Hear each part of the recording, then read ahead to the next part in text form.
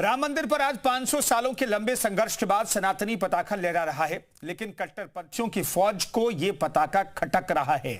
इस कदर खटक रहा है कि आज एक कट्टरपंथी राम मंदिर के अंदर घुस जाता है और मंदिर परिसर में नमाज अदा करने की कोशिश करता है।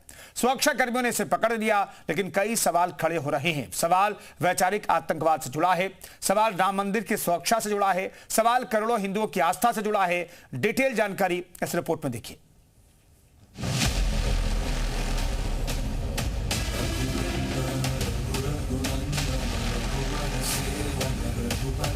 प्रभु की कृपा और बजरंगबली जहां की रक्षा स्वयं कर रहे हो, वहां तो भूत पिशाच से निकट नहीं आए हुए। कैसे कोई आतंकी यहां घुस जाता। देश में जाइए, राम राम बोलिए, जय श्री राम बोलिए। जहां गूंजता है राम का नाम, जहां आते जाते हर श्रद्धालु प्रेम से कहता है राम राम, वहां घुस गया नमाजी। इसका नाम है अब्दुल अहद शेख, उम्र 55 साल, रहने वाला जम्मू कश्मीर के शोपिया का बताया जा रहा है। अहद शेख राम मंदिर के अंदर घुस जाता है। अंदर जाकर राम मंदिर परिसर में नमाज अदा करने की कोशिश करता है। तभी वहां तैनात सुरक्षाकर्मी उसे हिरासत में ले लेते हैं।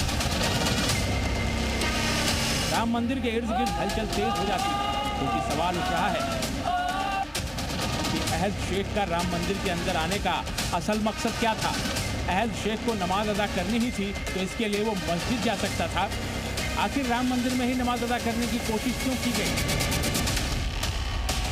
इसे वैचारिक आतंकवाद नहीं कहेंगे तो क्या कहेंगे? हिंदुओं की प्रार्थना करने के लिए मंदिर है, इसी तरह मुसलमानों की इबादत करने के लिए मस्जिद। तो आखिर पूरे भारत में मौजूद 6 लाख से ज्यादा मस्जिदों को छोड़कर आरोपी अहद शेख ने राम मंदिर को ही नमाज अदा करने के लिए क्यों चुना? सवाल उठ रहे हैं कि क्या अहद शेख किसी के कहने पर राम मंदिर में घुसा था? क्या राम मंदिर में किसी बड़ी घटना को अंजाम देने की कोशिश थी? किसी आतंकी संगठन से तो नहीं जुड़ा है अहद शेख?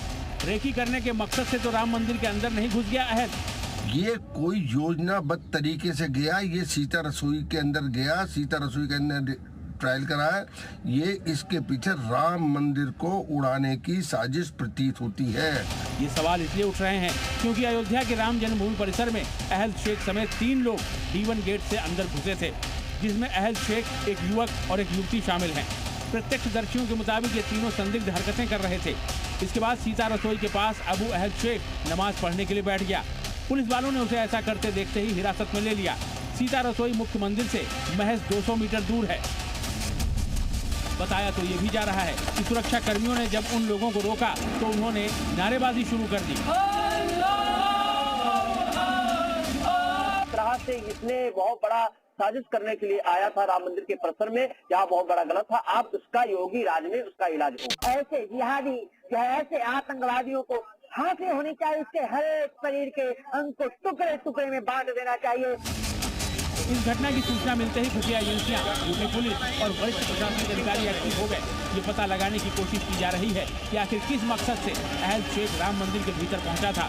इस बीच शोपियां के गाडापोरा गांव में मौजूद पुलिस ने दबिश दी तो आरोपी अहद शेख के बेटे ने अपने पिता को लेकर क्या कुछ कहा, सुनिए। ये पूरा अणसाउंड पागल है। तो कब ये गए थे? 5-6 दिन पहले। ऐसे जाते रहते हैं, घर में कभी टिकता ही नहीं, रोज जाता है। ये पूरा पागल है। आरोपी का बेटा अपने पिता की मानसिक स्थिति पर सवाल खड़े कर रहा है, लेकिन ये बयान अपने आप में कई सवाल खड़े कर रहा है।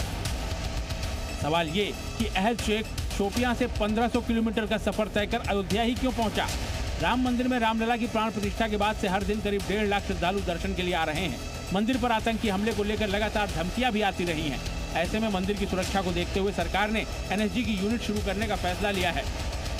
राम मंदिर में नमाज पढ़ने की कोशिश वैचारिक आतंकवाद का बहुत बड़ा उदाहरण है। 500 सालों के लंबे संघर्ष के बाद अयोध्या में राम मंदिर बनकर तैयार हुआ है। रामलला अपने सिंहासन पर विराजमान हुए, लेकिन अब कट्टरपंथी इस पर अपनी नजरें गड़ाए हुए हैं। लेकिन वो ये भूल रहे हैं कि ये योगी का प्रदेश है, जहां वैचारिक आतंकवाद फैलाने वालों को सीधे सलाखों के पीछे पहुंचा दिया जाता है। ब्यूरो रिपोर्ट, जी मीडिया।